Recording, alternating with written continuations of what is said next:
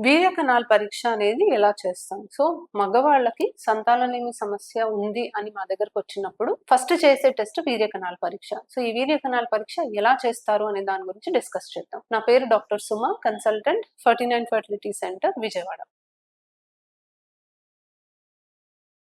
So, మగవాళ్ళకి మనము వీర్య కణాల పరీక్ష చేయాలి అనుకున్నప్పుడు హస్బెండ్, వైఫ్ కలవకుండా 2 డేస్ నుంచి 1 వీక్ గ్యాప్‌తో ఉన్నప్పుడు రమ్మంటాం. గ్యాప్ మరీ తక్కువున్నా, మరీ ఎక్కువున్నా గూడా మనకి రిపోర్ట్ అనేది కరెక్ట్‌గా ఉండదు కాబట్టి, కనీసం ఈ గ్యాప్ అనేది మెయింటైన్ చేయమని చెప్తాం. వచ్చినప్పుడు యూజువల్లీ వాళ్ళకొక కంటైనర్ ఇవ్వడం జరుగుతుంది.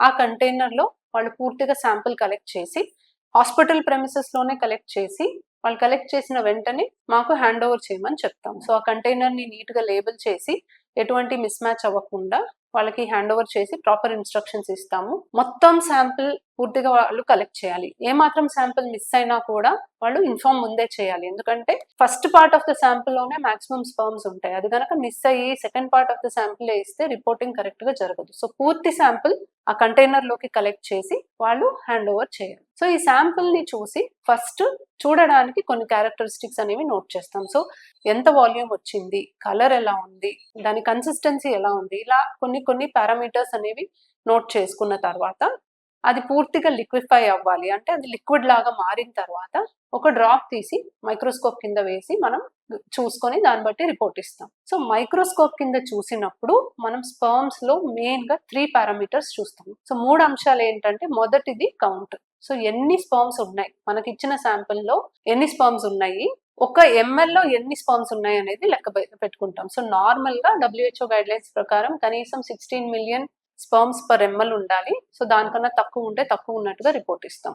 Morphology, motility. సో, మొటిలిటీ అంటే కదలిక ఉండే కణాల శాతం ఎంత శాతం ఉన్నాయి. సో, అన్ని స్పెర్మ్స్ కదలవు. కొన్నే కదులుతాయి. మన కదలికలో కూడా రకాలుంటాయి. అంటే వేగంగా ముందుకు కదులుతున్నాయా, కొంచెమే కదులుతున్నాయా, అక్కడక్కడే కదులుతున్నాయా, అసలు కదలట్లేదా అనేది ఉంటుంది. సో, వేగంగా ముందుకు కదిలే కణాలు కనీసం 30% ఉంటే అది నార్మల్ శాంపిల్ అని అర్థం. మూడోది మార్ఫాలజీ. సో, మార్ఫాలజీ అంటే ఆకారం కరెక్ట్‌గా ఉన్న కణాల శాతం ఎంత శాతం ఉన్నాయి. సో, స్పెర్మ్స్ ఆకారం అనేది డైరెక్ట్‌గా మైక్రోస్కోప్ కింద చూసి ఇచ్చేది కాదండి.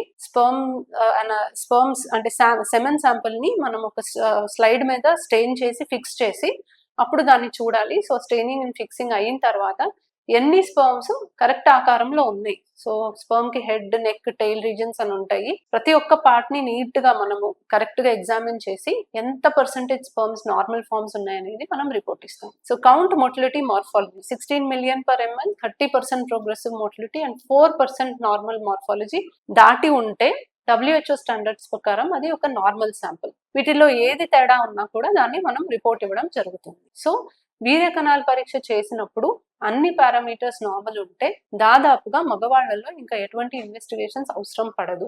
ఇన్ కేస్ వీర్య కణాల పరీక్షలో ఏదన్నా ప్రాబ్లం ఉంటే ఇంకోసారి శాంపిల్ రిపీట్ చేయాలా, ఏదైనా ట్రీట్మెంట్ ఇవ్వాలా, ఇంకేదైనా ఫర్దర్ ఇన్వెస్టిగేషన్స్ చేయాలా అనేది డిసైడ్ చేస్తాం. Thank you.